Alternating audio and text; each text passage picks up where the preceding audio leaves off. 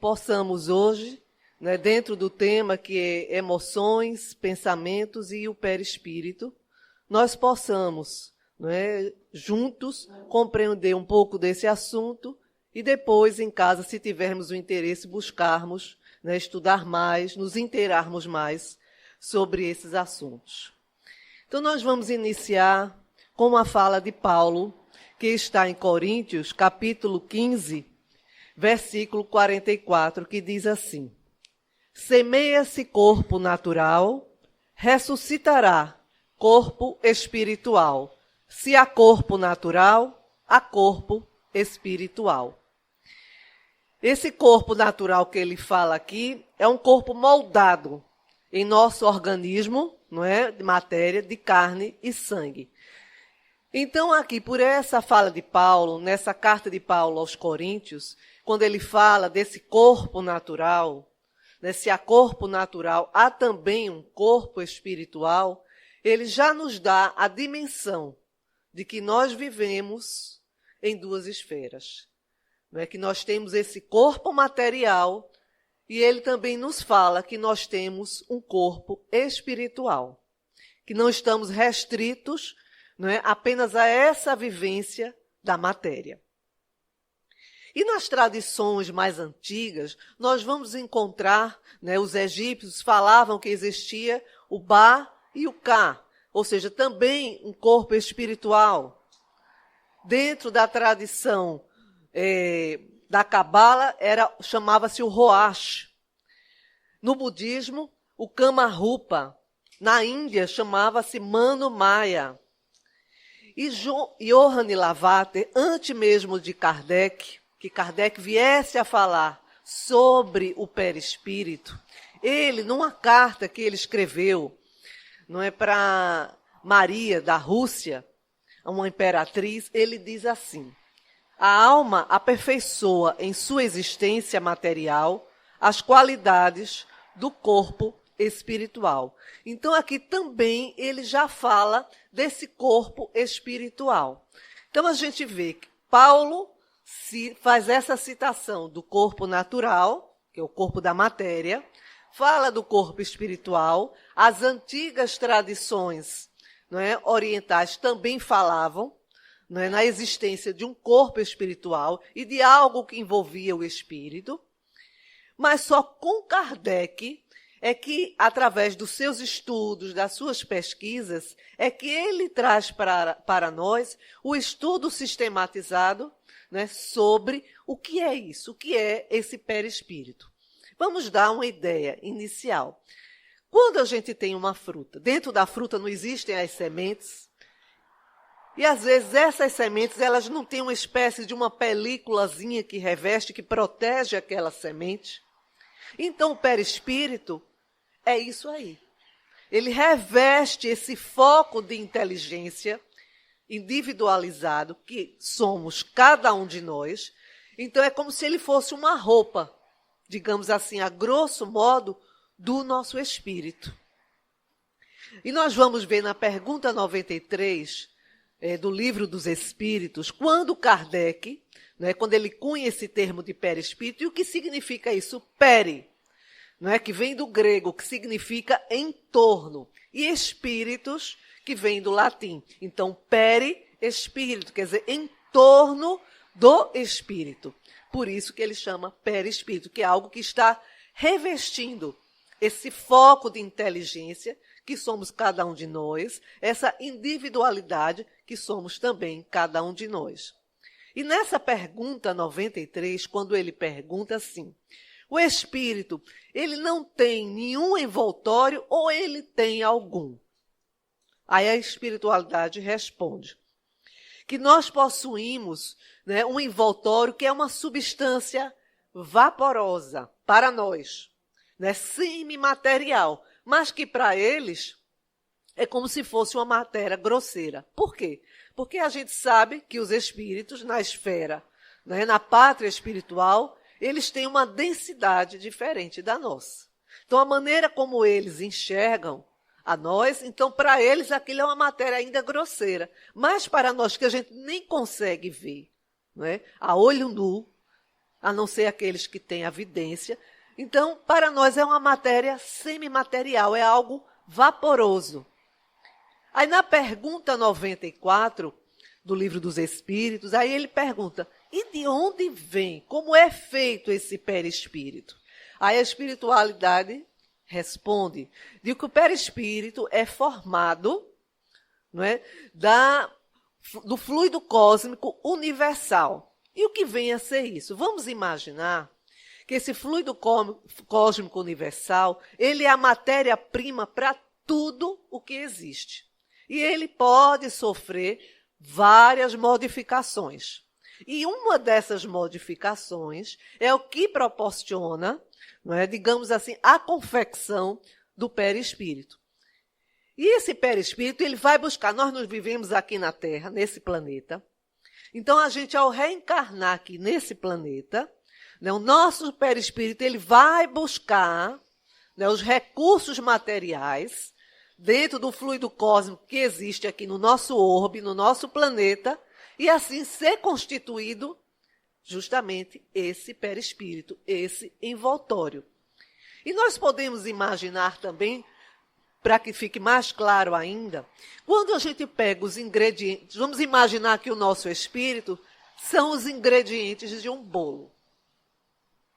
E a gente coloca numa forma, não é? Porque a gente não vai poder comer o bolo se primeiro a gente não bota numa forma, para que depois ele se torne material. Porque ele está ali no estado fluido, não é? Os seus elementos que formam o bolo.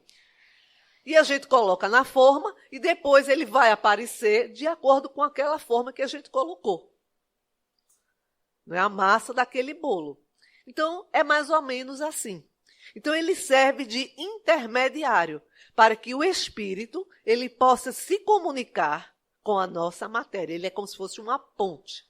Então, o que o espírito quer, deseja e pensa, através do perispírito, ele comunica, né, ele decodifica pelo nosso cérebro para o nosso corpo.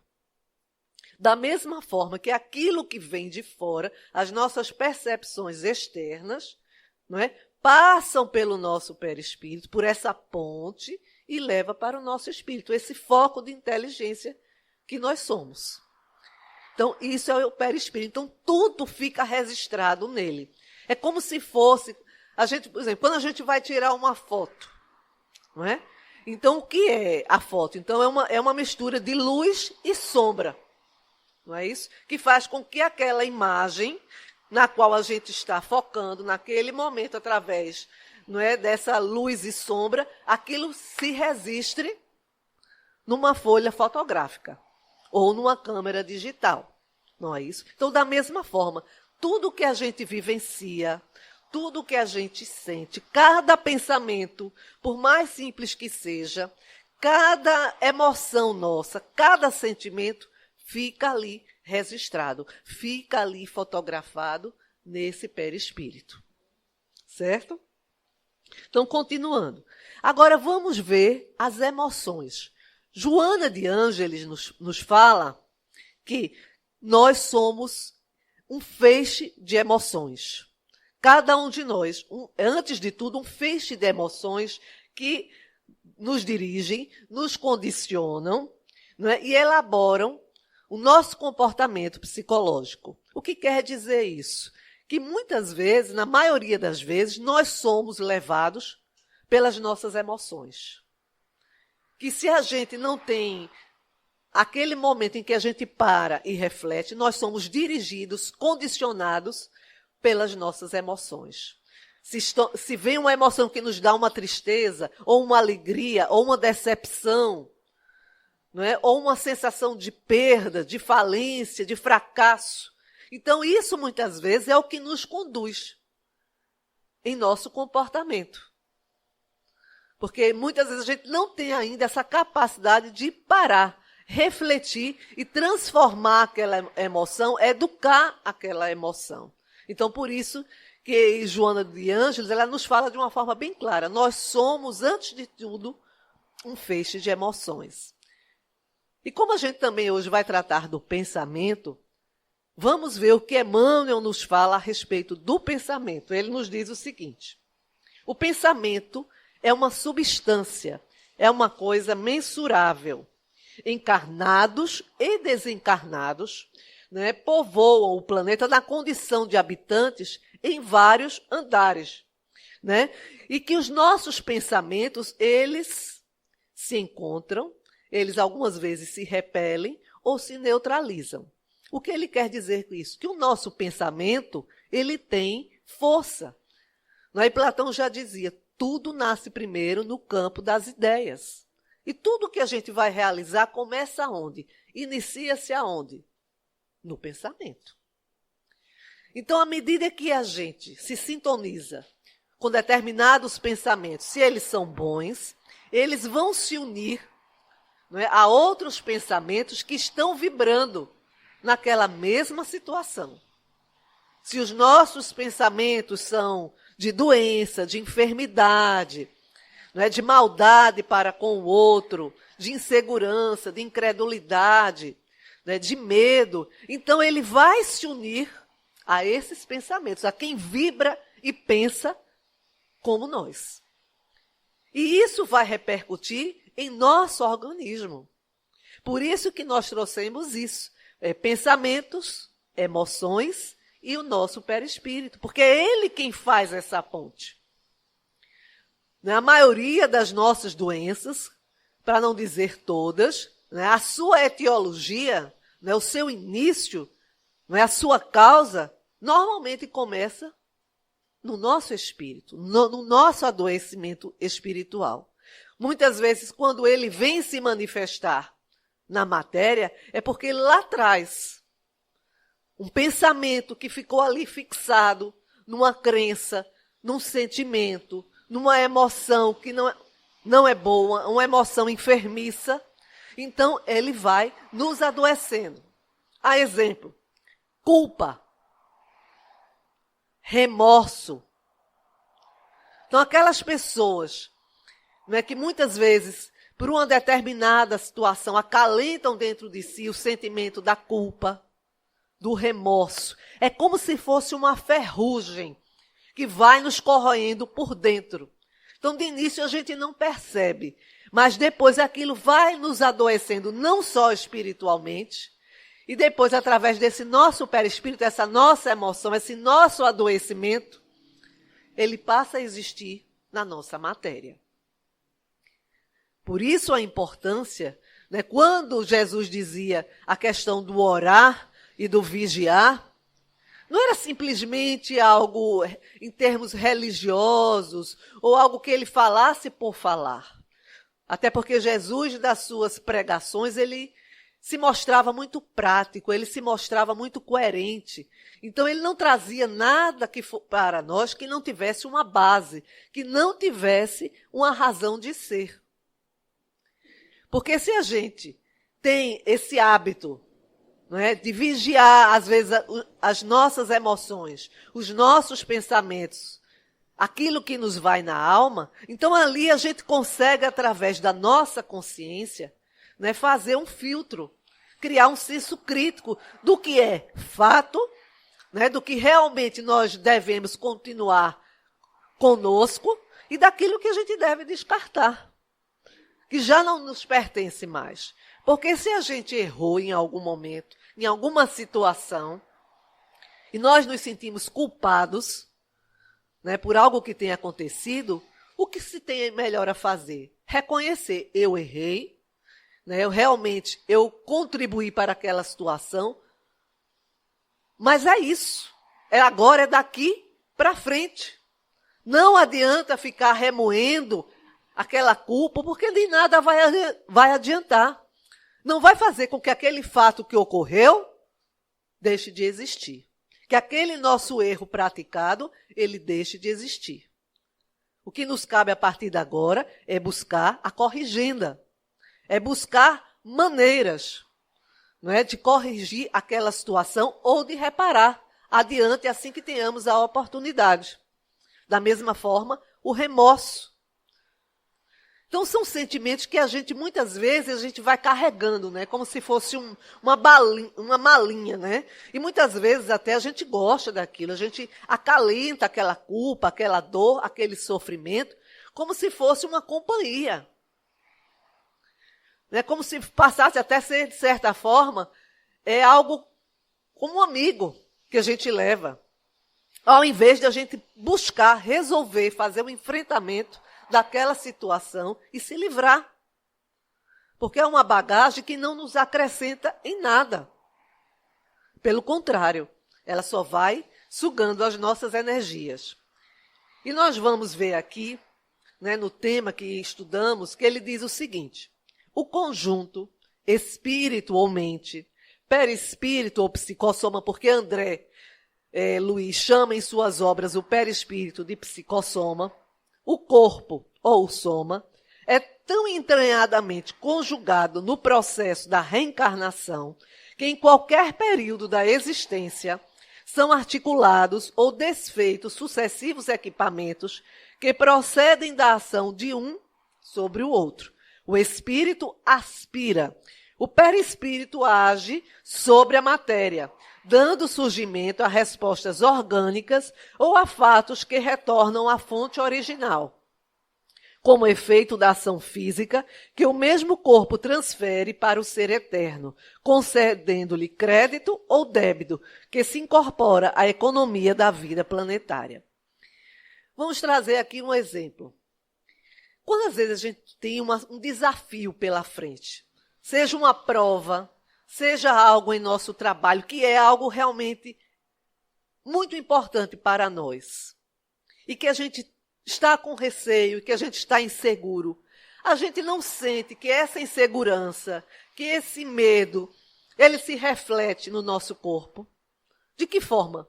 É às vezes um frio na barriga, é uma dor de estômago que surge de repente, é uma dor de cabeça, é uma dor de barriga, não é, que surge porque a gente está com aquela ansiedade, a gente está com aquele medo, a gente está inseguro. Então, esse nosso sentimento, essa nossa emoção se projeta para o nosso físico. Ou mesmo, às vezes, nos nossos relacionamentos, seja com nosso esposo ou esposa, filho, né? Às vezes tem aquele dia que está mais ruim, que a gente fala com o nosso esposo, ou o nosso filho, alguém que a gente ama, e ela nos ignora por alguma razão ou dá uma resposta seca. E naquele momento, a depender de como nós estejamos, aquilo também nos causa um impacto. Então, às vezes, já vem um pensamento, porque por trás de toda emoção, de todo sentimento, há um pensamento. Pode ser um pensamento bom, pode ser um pensamento ruim, não é, que corrobora aquela emoção que a gente está sentindo. Então, naquele momento, a gente pode pensar, se for a esposa ou o marido, já não gosta mais de mim. Está vendo como me responde? Como fala comigo? Então, aquilo já gera, às vezes, uma crença que a gente já tem dentro de nós, de desvalor, né, uma baixa autoestima, e com isso aquilo já reflete no nosso corpo. A gente já fica mais triste, né, mais depressivo, às vezes por causa de um único fato que ocorreu naquele dia. Às vezes, nós na rua enfrentamos uma situação de agressividade, alguém nos trata com agressividade, e a gente pega aquela situação, ao invés de buscar deixar aquilo passar, às vezes internaliza aquela agressividade, aquele mau humor, chega em casa, a gente já despeja em quem está mais próximo. Às vezes é na nossa funcionária, é em alguém no trabalho, é num filho, é num parente. Por quê? Porque a gente não conseguiu elaborar aquela emoção. Então, não é à toa que Joana fala que, antes de tudo, nós somos um feixe de emoções. Porque a gente, muitas vezes, a maior parte de nós, não consegue elaborar, digerir esses acontecimentos que às vezes parecem tão simples, tão pueris, mas que a gente ainda não consegue ter esse controle. Porque, de certa forma, nós vivemos ainda como os nossos antepassados. O Homo sapiens sapiens. Diante do desafio, ou a gente corre, ou a gente quer fugir, ou a gente quer brigar, ou a gente quer retribuir com a mesma agressividade. E que a gente sempre está fugindo da dor, buscando sempre um prazer em tudo, né? E só que às vezes nessa busca desenfreada por um prazer, por uma felicidade, o tempo todo, por um céu de brigadeiro, o tempo todo, a gente se perde. Porque a plenitude da vida não está em toda hora estarmos rindo, felizes, e a gente até vê isso em Eclesiastes. Há tempo de sorrir, há tempo de chorar, há tempo de abraçar, há tempo de se afastar. Quer dizer, o que ele quer dizer com isso? Que há tempo para tudo sobre a face da terra. Não é? Que nós temos que procurar ter um equilíbrio diante dessa dualidade que ainda é presente na nossa existência. E nós podemos perguntar, por que essa dualidade ainda se faz presente? Para o nosso aprendizado, para que a gente aprenda a ter o equilíbrio. Não é? Porque a gente só vai poder chegar à unidade, que é Deus, retornarmos, não é? A nossa capacidade de nos tornarmos um ser integral, quando a gente souber, né, ter esse equilíbrio diante das situações. Sejam elas boas, sejam elas adversas. Que elas já não nos afetem ao ponto de tirar a nossa paz, de tirar o nosso equilíbrio. E é por isso que o Pai do Céu, na sua infinita sabedoria, ele nos colocou ainda nessa condição de um mundo em que a nossa consciência ela vai se dando, ela vai se elaborando através dos contrastes. Eu só vou saber que algo é bom se às vezes eu faço algo e aquilo eu sinto que é ruim. Eu só sei que existe o frio porque eu conheço o calor. Eu só sei que existem as trevas porque eu já experimentei a luz. Então a nossa consciência, no nível em que nós estamos, ela se desperta através desses contrastes. Para que através disso ela vá criando um domínio sobre as nossas emoções, sobre os nossos pensamentos, e a partir daí os nossos pensamentos passem a educar essas emoções íntimas e as emoções que nos vêm de fora. Porque a partir do momento que a gente conseguir, não é, dominar essas emoções, esses sentimentos, ter um maior equilíbrio, aí sim, essa nossa consciência ela vai cada vez mais avançar. Continuando, nós vamos contar aqui uma história de Jesus, que vocês provavelmente já conhecem, em que ele, quando voltou a Cafarnaum, às margens ali do Mar da Galileia, ele foi à casa de Pedro. E ele, quando estava na casa de Pedro, todos ali já ficaram sabendo, então todos aqueles que tinham situações de enfermidade, já sabendo de que ele curava, foram à casa de Pedro, tanto que a casa de Pedro estava apinhada de gente. E tinha um paralítico que já era muito conhecido na cidade, e que ele desejava, né, esse encontro com Jesus, para ver se recuperava o movimento das suas pernas. Mas a multidão que estava dentro da casa e também fora não permitia, não é, que aqueles amigos que o estavam trazendo numa espécie de padiola o colocassem para dentro de casa. Porque todo mundo ali preocupado, cada um com a sua situação, ninguém queria abrir espaço. O nosso bom e velho egoísmo. Mas só que nessas casas, na época de Pedro, eles tinham uma espécie de um terraço, onde não só servia para guardar, às vezes, alguns alimentos, uma espécie de celeiro, como também para refrescar, porque era uma região que era quente. Então, muitas vezes, eles subiam, ficavam ali nessa espécie de terraço, então tinha uma escadinha nesse telhado, né, pela qual eles subiam e ficavam ali. Então, eles tiveram a ideia, né, de subir com ele por essa escadinha, né, afastar ali aquele telhado e colocar ele dentro da sala através dessa abertura que existia no telhado na casa de Pedro. E assim foi feito. Então, com muito sacrifício, não é, eles vão ali carregando esse paralítico, colocam ele por essa abertura e ele finalmente consegue chegar nessa sala onde ali estava Jesus e toda aquela multidão. E Jesus, ao ver aquela cena, então ele pega aquele paralítico e diz: a tua fé te curou. Porque a fé é ação. É isso que também ele quer mostrar. Então ele não ficou simplesmente esperando que talvez em algum momento Jesus saísse daquela casa para ir ter com ele. Não, ele agiu. Então a fé pede de nós também ação. E Jesus impõe a mão sobre ele e diz: levanta-te e anda. E naquele momento, não é pela força que Jesus possuía, aquela sua força moral, ele se levanta.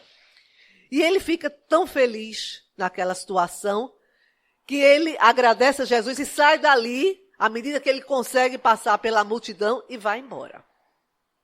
Depois uma outra situação acontece. Uma mãe que estava com a filha que não enxergava, pede a Jesus, que ela estava com os olhos cheios de escamas e normalmente as pessoas caçoavam dela. Né? Diziam: olha a cega que vai passando ali, e diziam todo tipo de impropérios com ela. E a mãe pede a Jesus que livre aquela filha daquela situação, de passar por aquelas humilhações diariamente. E Jesus impõe a mão sobre os olhos daquela moça e manda que ela retire aquelas escamas e ela volta a enxergar. E depois vem um outro cidadão que também está ali, que possui a lepra. E Jesus também impõe as mãos sobre ele e o cura. Ele sai dali com a pele límpida. E assim, Jesus vai ali curando aquelas criaturas até que chega o momento que Pedro percebe que ele está extenuado, muito cansado, e dispersa a multidão e leva o mestre para caminhar às margens do mar da Galileia. E mais adiante, quando estão ali embaixo de uma árvore e que o vento sopra e que a noite vai chegando, o manto da noite vai e as estrelas vão aparecendo. Então Pedro vê que Jesus está em silêncio. E ao olhar para ele, vê que ele chora. E ele pergunta: mestre, tu estás chorando? Ele: sim, Pedro, estou chorando. Mas por quê? Eu te fiz algo? Ou alguém que aqui estava? Me fala, que eu vou falar com ele. Se alguém te disse alguma coisa que não deveria, ele disse: não, Pedro, não é isso. Tu te lembras desses 3 que, por fim, eu impus a mão sobre eles e os curei? Sim, mestre. Sabe aonde eles estão agora? Não. Aquele que era paralítico, que passou tanto tempo sobre essa injunção de não poder andar, ele agora usa suas pernas para estar nas tavernas, né, para estar se embriagando, para estar em uma situação que não lhe compete, que ele deveria usar, já que agora ele anda, para outras situações mais edificantes. E sabe aquela moça que era cega? Sim, mestre. Ela agora é quem está a caçoar dos outros. Ela agora é quem está, não é, a falar impropérios para as outras pessoas. E sabe aquele que possuía lepra? Ele agora se encontra num antro de luxúria.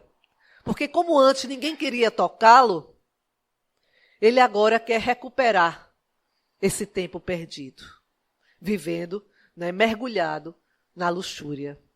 Então, Pedro, eu curei corpos, mas não curei a alma.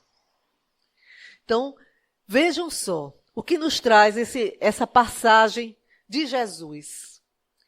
Que muitas vezes, quando a gente está passando por uma situação de enfermidade, aquelas pessoas que estão de fora, ou até mesmo nós, enxergamos aquilo como mal absoluto. E, de certa forma, não deixa de ser. Mas hoje que a gente tem o conhecimento espírita, a gente compreende que muitas vezes aquilo ali é um processo de depuração. Não é que o corpo pode estar enfermo, mas a alma está se curando. Às vezes aquelas pessoas que a gente vê, não é, cegas, paralíticas ou com alguma deformação física ou mental, né? Então às vezes a gente até pergunta, por que, meu Deus? Porque nós visamos apenas o aqui e o agora. Não compreendemos que nós trazemos uma trajetória já multimilenar. Que hoje eu estou aqui como Liliane, mas quem fui eu antes? Ou quem serei de futuro? Então eu trago no meu perispírito essas informações daquilo que eu fui. Esses registros, né? Até onde eu consegui chegar. E que ele, ao reencarnar aqui, ele se amoldou nesse corpo de acordo com as minhas necessidades de evolução. Então, muitas vezes eu já trago, já está na minha programação reencarnatória, uma determinada doença, uma determinada deformidade, porque é aquilo que vai me ajudar no meu processo de cura espiritual. Então, não é uma coisa aleatória. Então, Jesus aí mostrou que ele realmente curou os corpos, mas não almas. Então, às vezes, para que a gente tenha aquele corpo que a gente, às vezes, tanto imagina e deseja saudável, é necessário também que a gente tenha esse cuidado, e principalmente com o nosso espírito, com o que pensamos, de como nos alimentamos espiritualmente, do que trazemos, né, para o nosso mundo íntimo. Porque muitas vezes a gente simplesmente vai aceitando tudo que vem. Numa passagem de André Luiz com Calderaro, se eu não me engano, no livro No Mundo Maior, ele explica a André Luiz que o nosso cérebro, quando nós estamos aqui encarnados, o nosso cérebro ele tem 3 regiões. Uma região, ela vivencia os automatismos biológicos, não é, que nós adquirimos ao longo desses milhões de anos, até chegarmos a esse corpo que nós temos, né, onde residem os automatismos e também os nossos instintos.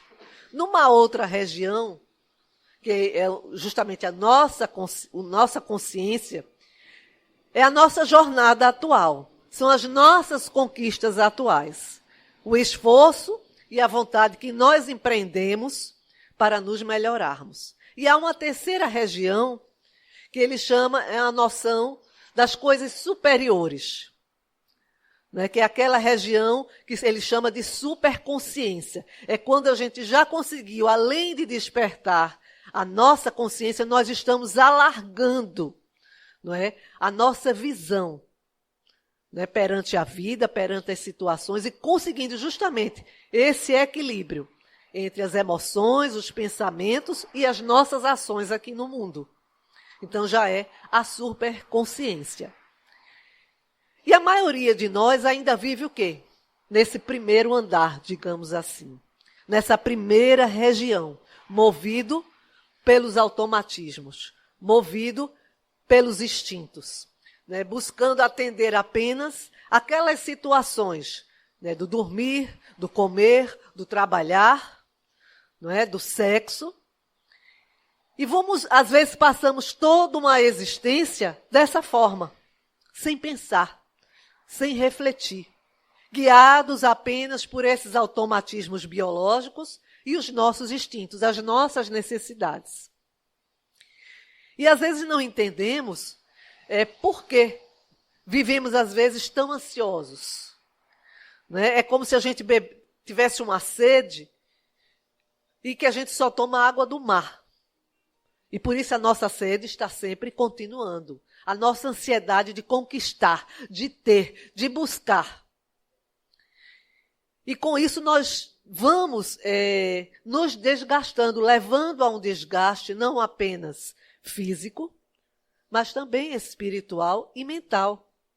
Porque nós não canalizamos essa nossa energia, essa nossa existência, também para novas aquisições, para novas conquistas. Nós vamos ver aqui, também Paulo, nessa carta aos Coríntios, quando ele fala já dessa situação. No capítulo 15, do versículo 45 ao 47, quando ele diz assim: assim está escrito, o primeiro homem, Adão, foi feito alma vivente. O último Adão, porém, é espírito vivificante. Mas não é o primeiro o espiritual, e sim o natural. Depois, o espiritual. Então, quando ele fala desse primeiro Adão, então ele se refere à humanidade como um todo, que é esse ser vivente, que é justamente esse homem, que somos nós, não é, que vive guiado justamente pelos automatismos, né, pelos instintos. É esse ser vivente, que ele apenas pensa, né, nos seus elementos de sobrevivência. Ele não vê nada além disso. Ele não busca ter uma visão de que ele aqui vive como matéria, mas que ele tem uma dimensão a mais, que é a espiritual. Então, grande parte da humanidade, se a gente observar, é dessa forma que vive. Né? Apenas como ser vivente.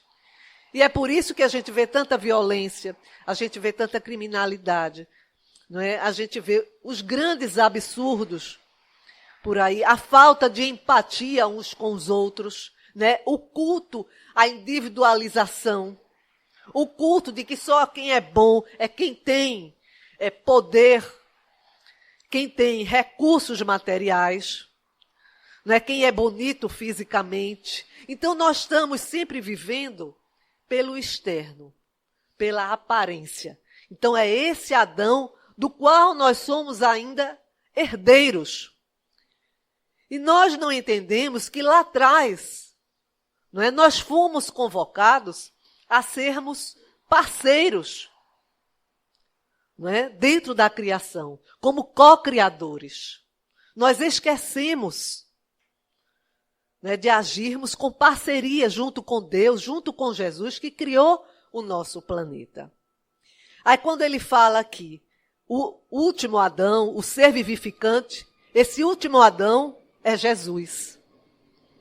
Por que ele é o último Adão? Porque ele trouxe para nós esse modelo de comportamento, de um comportamento ético, de um comportamento amoroso, de um comportamento de perdão, de amor, e trouxe para nós a certeza da imortalidade da alma. E que nós devemos semear para a carne, mas também para o espírito. Às vezes nós não temos consciência que ao estarmos hoje aqui, nessa vida, nessa encarnação, nós já estamos semeando para a nossa próxima existência. É no hoje, é no aqui e no agora que nós já estamos construindo a nossa próxima encarnação. Não tenho dúvidas. Porque ao desencarnarmos, nós seremos herdeiros de nós mesmos.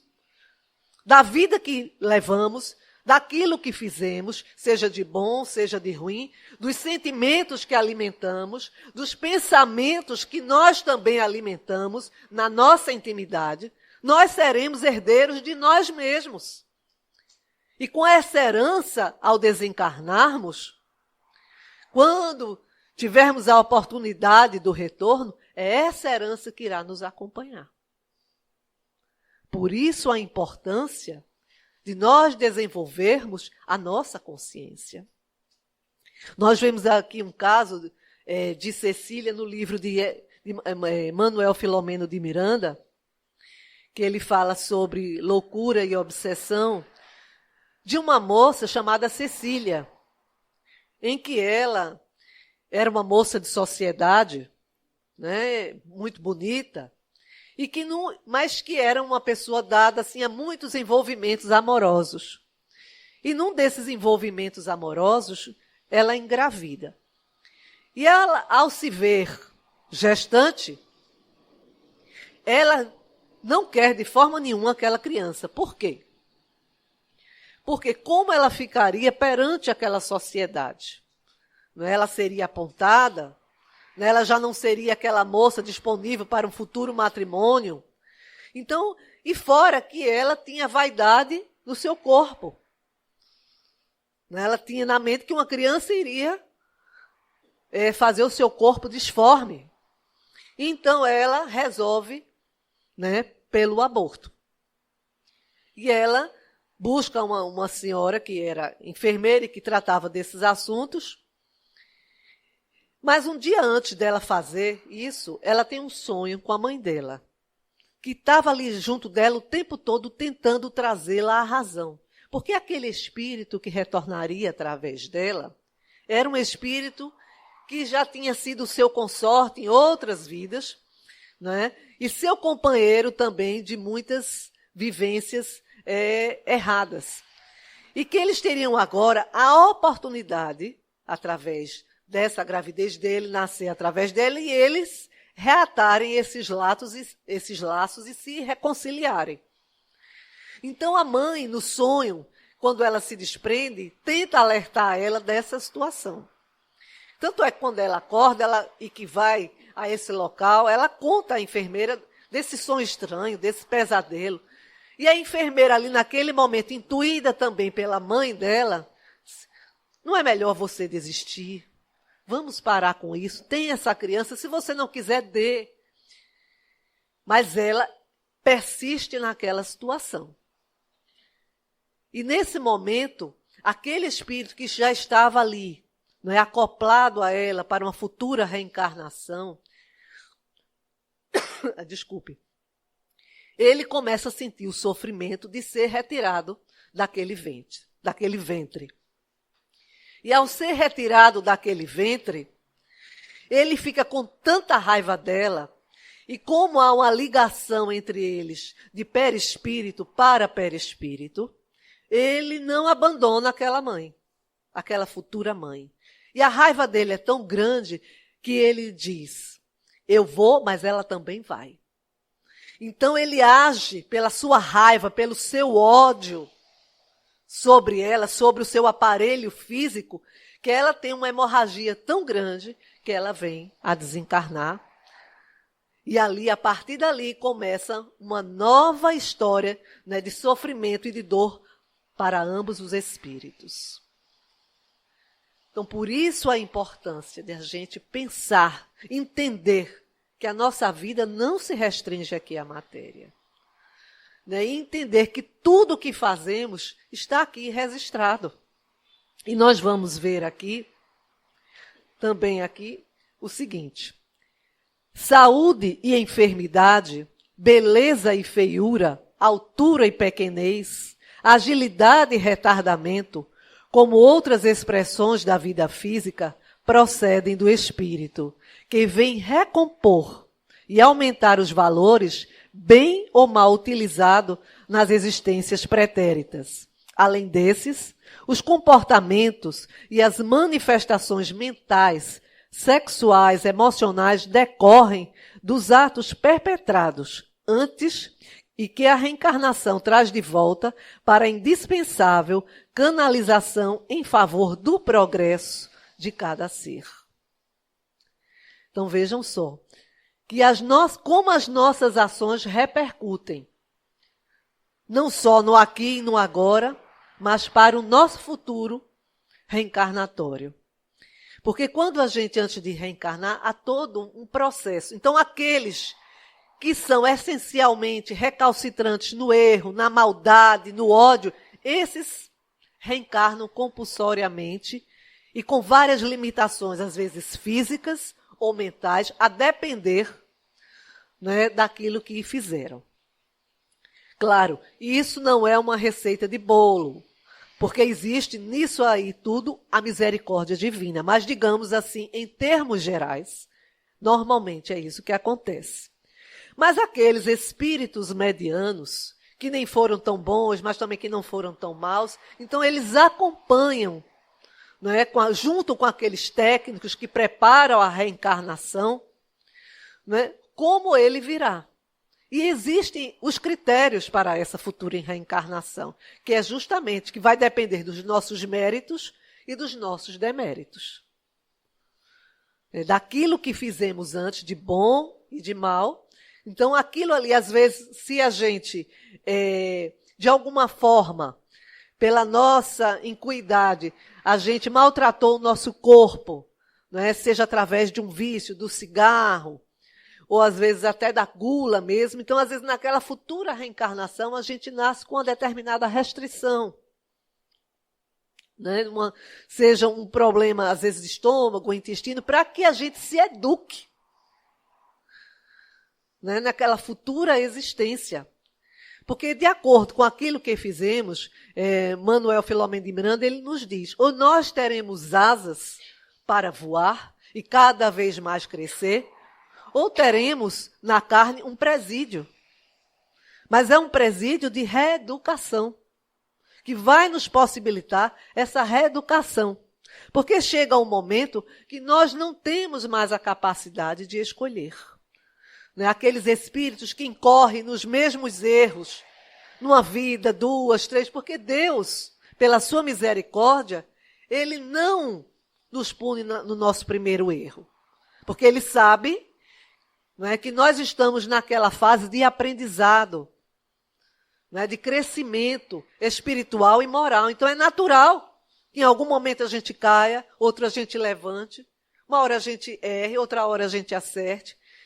Então, ele quer o quê? Que a partir desses erros e dessas nossas quedas, a gente aprenda com elas. E ao nos reerguermos, a gente, a partir dali, a gente já não caia mais naquela armadilha, naquela cilada. Mas há muitos de nós que ficam naquela recorrência dos mesmos erros. Eu fiz errado, eu continuo errado. Não é? Eu roubei, eu quero continuar roubando. Eu matei, eu quero continuar matando. Então vai chegar um momento que aquele livre-arbítrio que nos foi dado, ele não vai ser retirado. Como às vezes nós fazemos, né, com nossos filhos. A gente diz uma vez, diz, meu filho, não faz isso. Olha, vai estudar. Não é? Deixa um pouquinho o celular, a televisão, vai estudar. E ele não faz. E ele começa a tirar as notas ruins na escola. Começa a se prejudicar. Então vai chegar um momento, o que é que você vai fazer? Dizer, olha, dá teu celular, televisão agora só depois que fizer a tarefa. A gente está errado? Não, a gente está educando. Então a mesma coisa o Pai maior faz conosco. Mas só que ele faz com misericórdia. Então vai chegar um momento que se a gente não se educa, a gente não busca se melhorar, a gente não busca seguir o roteiro de evolução e progresso que está traçado para cada um de nós, o que é que vai acontecer? Ele vai arrumar uma maneira de nos educar. Ele vai dizer, olha, eu não te criei para isso. Eu te criei para ser a minha imagem e semelhança. Para, junto comigo e com o meu filho Jesus, serem co-criadores. Né? Ter esse espírito de parceria. E Francisco de Assis, o nosso querido patrono, ele foi tão feliz que ele trouxe isso de uma forma linda, através daquela música que a gente conhece. Não é? Senhor, fazei de mim um instrumento da tua paz. Ainda que a gente não tenha essa paz dentro de nós, mas ele roga que eu seja esse instrumento, que dentro daquela pouca paz que eu já consiga ter, porque há pessoas que não têm nenhuma, e eu já tenho alguma, eu posso ser aquele instrumento de levar essa pouca paz que eu já consigo ter. Aí ele diz, onde houver ódio, que eu leve o amor. Aí nós podemos nos perguntar, mas eu ainda não amo como Jesus pregou, como ele falava. Mas eu já consigo amar meu filho, eu já consigo amar meu marido, um amigo. Então, dentro desse amor que eu já consigo ter, eu posso levar para aquelas pessoas que não têm nada, né? Que são sofredoras, que não amam a vida, levar um pouquinho de amor. Com um olhar, com um abraço, escutando às vezes o que elas têm a dizer sobre as suas dores, seus sofrimentos. Onde houver tristeza, que eu leve alegria. Mas eu estou sempre alegre? Não.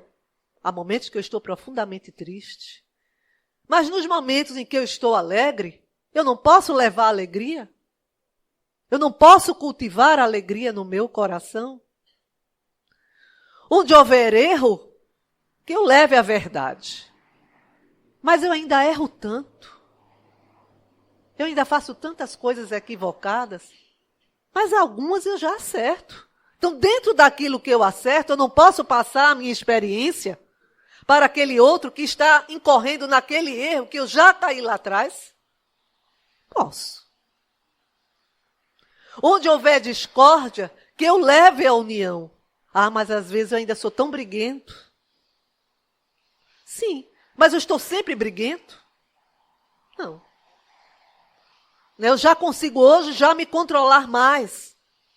Pelo conhecimento que eu já tenho, que a doutrina espírita traz para nós. Então eu já consigo me controlar um pouco. Então dentro dessa discórdia que eu já consigo aplacar, eu posso levar um pouquinho de união. Onde houver trevas, que eu leve a luz. Mas eu ainda não sou luz. A minha chama é tão pequena. Não sou nem um palito de fósforo. Male, talvez seja aquele pirilampozinho que às vezes a gente vê. Mas é. Se você estiver num breu, aparecer um pirilampozinho, já não clareia? Já não melhora a sua situação? Então, da mesma forma, você pode ser esse pirilampozinho que para aquele que está mergulhado na ansiedade, no sofrimento, na depressão, você ser aquela luzinha, aquele pontinho de luz e trazer ele para perto. E Francisco de Assis, para que não deixasse dúvida, ele falou ainda mais. Ó mestre, fazei que eu procure mais, consolar que ser consolado. Por quê?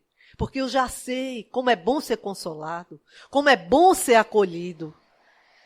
E na matemática da vida, quanto mais a gente divide, mais as coisas se multiplicam. A matemática da vida é diferente. Na nossa vida material, quanto mais a gente divide, mais a gente fica sem nada. Mas na matemática da vida é outra. Quanto mais a gente divide, mais a gente multiplica. Então, que eu possa consolar mais que ser consolado. Compreender mais do que ser compreendido. Por quê? Porque hoje já sei o valor da compreensão, do que é ser compreendido. Então, aquele que ainda não sabe nada, que é totalmente indócil, refratário aos outros, eu não posso tentar compreendê-lo, porque eu já tenho um pouquinho de compreensão. Amar mais do que ser amado. Eu já não conheço um pouquinho do amor de Jesus. Eu já não consigo sentir ele um pouquinho no meu coração, mesmo apesar das minhas imperfeições? Sim. Então eu já tenho a condição de amar mais do que ser amado. E ele diz mais, é dando que se recebe, porque essa é a matemática da vida, não é só esperar receber, sermos aquelas pessoas, não é, que só, como eu vi ontem numa palestra, ser só o sumidouro, não é, que tudo tem de girar em torno dela, tudo tem que ser para ela. E nós nos tornarmos, ao invés de sermos esses sumidouros, nos tornarmos um manancial que dá, que oferece. Porque morrendo para essa vida de egoísmo, de vaidade, é que nós vamos renascer para essa vida do Espírito. Que nós vamos conseguir nos tornarmos esse Adão, não apenas o Adão, o ser vivente, mas o Adão que vivifica. Não é à toa que Jesus falava, quem beber da minha água nunca mais sentirá sede. Porque é a água do Evangelho. E o Espiritismo traz para nós a importância do amai-vos, instruí-vos, de que fora da caridade não há salvação, não é fora da igreja, é fora da caridade. Porque a caridade é a maior expressão do amor. E também nos fala da importância de nos evangelizarmos, da importância do orar, do vigiar, não é? De olharmos para o outro com acolhimento, com empatia, porque hoje já entendemos que a nossa vida não se restringe ao mundo material. A nossa vida é material e é também espiritual. E por isso a importância, como dissemos lá atrás, de semearmos para o corpo e para o espírito. Mas a nossa hora é chegada E nós vamos encerrar com uma mensagem de Emmanuel, do livro Coragem, capítulo 32, que diz: vida e morte. A vida é luz, doação, alegria e movimento. A morte é sombra, egoísmo, desalento, inércia.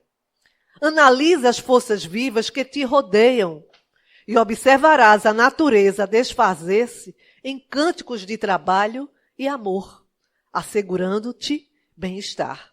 É a árvore a crescer na produção intensiva, um manancial em atividade constante para garantir-te a existência. A atmosfera a refazer sem cessar os elementos com que te preserva a saúde e o equilíbrio. Mas não longe de ti, podes ver igualmente a morte, no poço estagnado, em que as águas se corrompem na enxada inútil, que a ferrugem devora, no fruto desaproveitado que a corrupção desagrega. Depende de ti, depende de cada um de nós, acordar e viver, valorizando o tempo que o Senhor nos confere, estendendo o dom de ajudar, aprender e servir. Muitos nascem e renascem no corpo físico, transitando da infância para a velhice e do túmulo para o berço, à maneira de almas cadaverizadas. Egoísmo, e na rebelião, na ociosidade ou na delinquência que irrefletidamente se entregam. Absorvem os recursos da terra sem retribuição. São os sumidouros. Recebem sem dar. Exigem concurso alheio sem qualquer impulso de cooperação em favor dos outros. E vampirizam as forças que encontram quais sorvedouros, que tudo consomem sem qualquer proveito para o mundo que os agasalha. Semelhantes companheiros são realmente os mortos, dignos de socorro e de piedade, porquanto a distância da luz que lhes cabe inflamar em si próprios, preferem o mergulho na inutilidade, acomodando-se às trevas.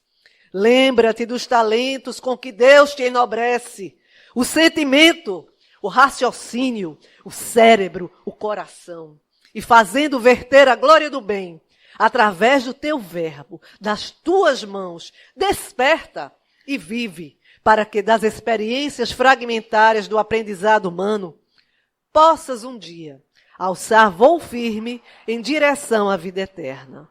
Emmanuel. E já dizia Isaías: desperta, tu que dormes. Muita paz para todos.